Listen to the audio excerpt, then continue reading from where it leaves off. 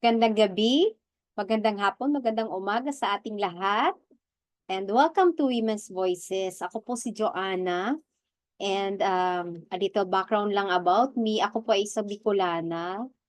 I'm from Bicol Region, Naga City. And napag-isipan ko po na gumawa nitong podcast about Women's Voices para makiisa sa mga maraming mga kababaihan na worth telling yung mga kwento.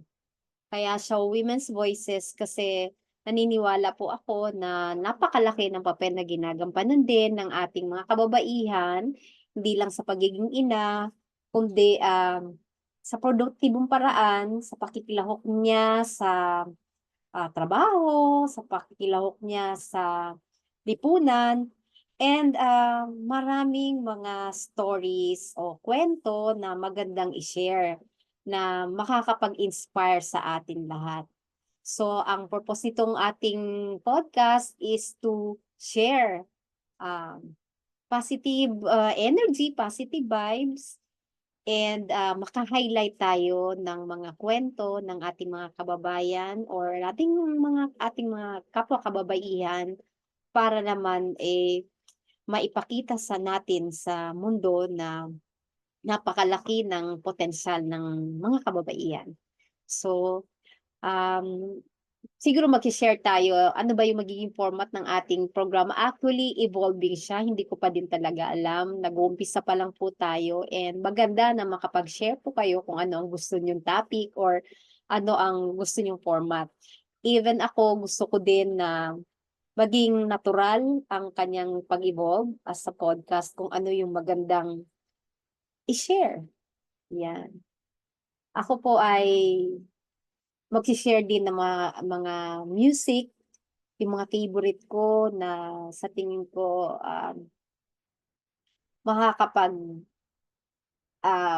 engganyo, encourage sa atin na mag-develop tayo ng positive outlook in life, ayan. Although napakarami talaga ng mga issue na minsan 'pag iniisip mo, "Hay, ang hirap mabuhay," lalo na sa Pilipinas. Merong gano'n, pero alam niyo, hindi makakatulong yung gano'n. Dapat siguro mas iisipin natin na push lang, move lang tayo and galaw-galaw, 'yan.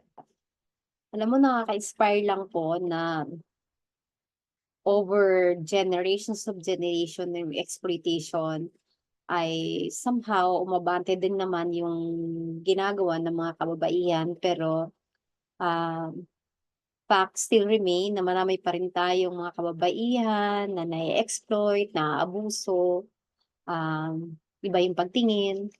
So, itong ating, programa, ating podcast ngayon ay somehow makapag-share tayo na makapag-inspire tayo sa mga kapwa nating kababaihan na, continue life and be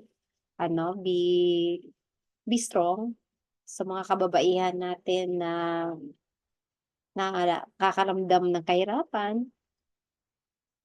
Patuloy lang po ang buhay and makilahok tayo sa mga aktibidad na makakatulong sa atin para i-empower natin ang ating mga sarili. So ayan, siguro dito muna tayo magtatapos and, tatapusin ko po ang aking, series na ito, sa pagsasabi na mabuhay po kayo and sa mga viewers natin sana naman ay makapag-share po tayo ng positive